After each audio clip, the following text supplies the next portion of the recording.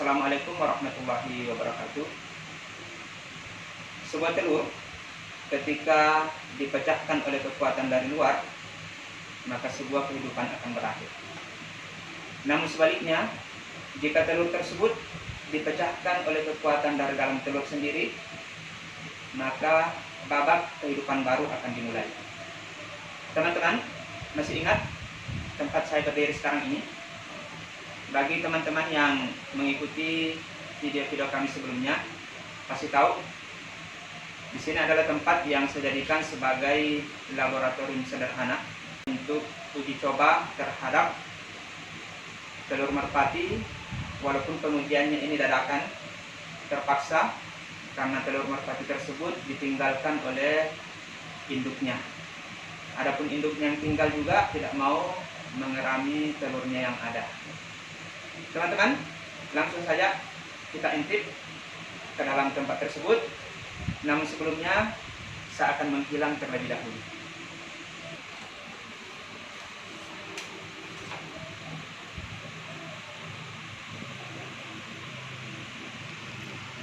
Teman-teman, tadi sekitar jam 12 atau 3 jam yang lalu,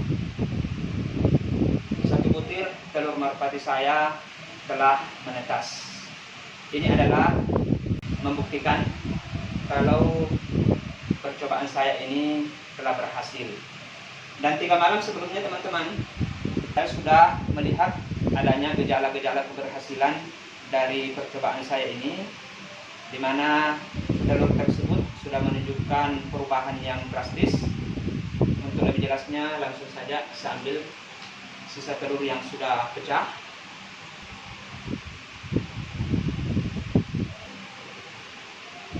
Embrio dari telur ini sudah berkembang menjadi seekor bayi di ikan merpati. Jadi 3 malam yang lalu ini sudah ada bercak di sini, pecah sedikit. Kemudian 2 malam lagi yang lalu sudah semakin melebar pecahannya.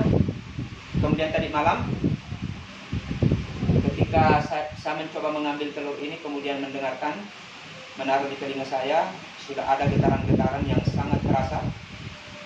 Dan tepat jam 12 tadi, ya, sebelumnya saya sudah melihat pecahan ini sudah melingkar.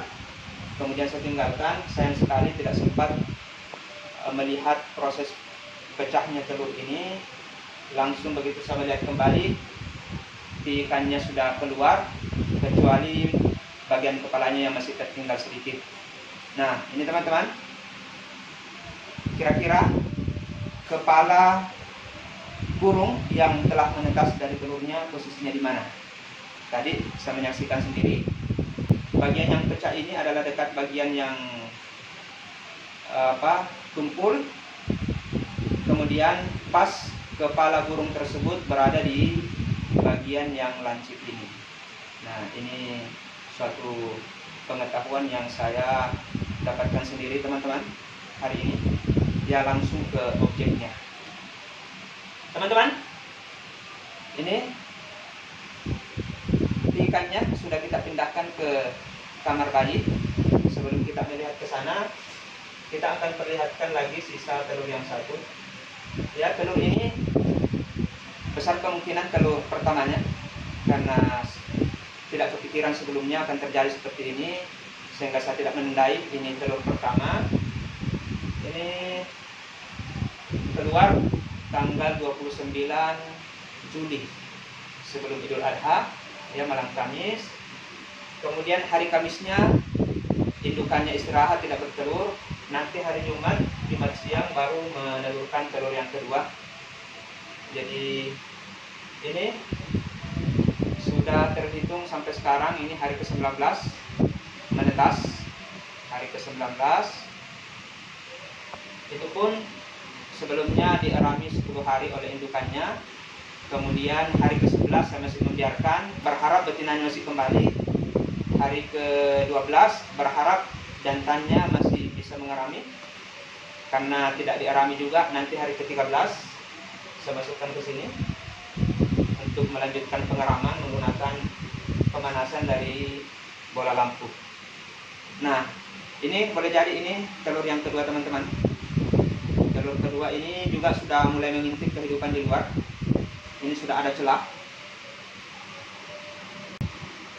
Ini kita sudah bisa mengintip ke dalam embrio yang telah berkembang. Ini sudah ikan baru juga. Ya mungkin sebentar lagi akan memecahkan juga cangkang penutupnya ini. Jadi ini mirip-mirip lah amnion pada wanita yang hamil. Karena kalau rahimnya ini nanti akan hancur, ya, jadi bukan rahimnya. Ya ini mirip amnion yang nanti pecah, lahirlah bayi si merpati. Nah teman-teman, ini mungkin sebentar malam sudah menetas juga, atau mungkin paling lama besok mungkin sudah pecah juga ini. Saya tidak ingin memaksa. Ya, ini sebenarnya sudah tidak apa-apa kita bantu keluar karena ini sudah pecah. Sisa-sisa atau albumin, ya, putih telur dan kuning telur dari telur ini sudah habis juga. Ini sudah bisa kita pecahkan sendiri, bantu keluar. Ya mirip-miriplah perlakuan bidan mungkin yang membantu proses persalinan. Tapi kita biarkan saja, biarlah dia lahir secara normal. Ya kita biarkan saja di sini. Langsung saja kita lihat ikan pertama saya teman-teman. Nah teman-teman, ini ikan pertama saya yang lahir 3 jam yang lalu. Di hari kemerdekaan ini, bersamaan dengan bebasnya seekor ikan merpati dari cangkang telur dan memulai kehidupan baru di muka bumi. Semoga ini bisa bertahan teman-teman. Kita coba melihat, ini sebelumnya sudah saya kasih makan sedikit. Ini tempatnya sendiri nih teman-teman. Ini saya buat dari kardus, ini sebagai kamar bayinya. Ini kardus saya tutupi kantong untuk menahan supaya tidak terjadi rembesan mungkin ketika dia buang air nantinya. Juga mungkin ketika dikasih makan. Merpati saya ini lahir dalam kondisi yatim. Ibunya telah pergi, bapaknya masih ada, cuma sudah sepertinya tidak bertanggung jawab lagi. Maka saya yang akan menjadi orang tua asuh dari merpati ini. Kemudian ini alasnya, ini kita pakai busa spon, sisa dari filter yang kita gunakan untuk penyaring air di kolam. Kita coba periksa organnya teman-teman. Ini parunya, ya sudah utuh. Kemudian di parunya ini ada hidung 2, matanya sudah ada 2. Ini paling besar matanya di sini menonjol, warna hitam. Kemudian di bawah mata ada telinga masing-masing di bawah matanya. Di situ ada lubang. Ini tidak kelihatan ketika merpati sudah dewasa karena tertutup oleh bulu. Sayapnya lengkap, kakinya juga. Jadi ini teman-teman, senang sekali bisa melihat kehadiran ikan pertama saya yang akan saya urus sendiri, ya, menjaga dan membesarkan ikan ini teman-teman. Ikan saya ini akan saya tempatkan kembali di tempatnya. Jadi tempatnya kelihatan seperti ini. Ini sudah ada nya di sini. Kemudian ini akan saya atur ulang karena cuma ada 1 balon.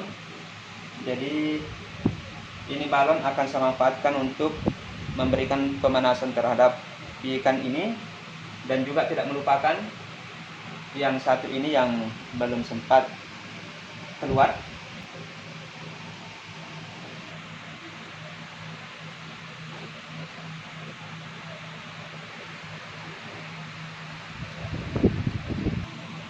Jadi ini saya atur posisinya. Nanti ini ikan bisa merasakan panas dari balon ini. Kemudian telurnya juga akan saya pindahin ke sini.